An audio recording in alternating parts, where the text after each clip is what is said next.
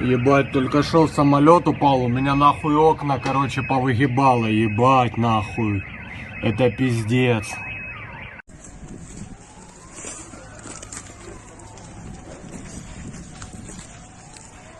Люди ехали, видно, блядь, и здесь прям в машину попал.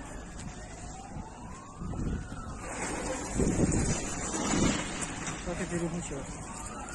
Ну, передний час какой-то. Это не один, блядь. Твари, блядь. Твари, прям просто твари. Дом тоже горит нахуй.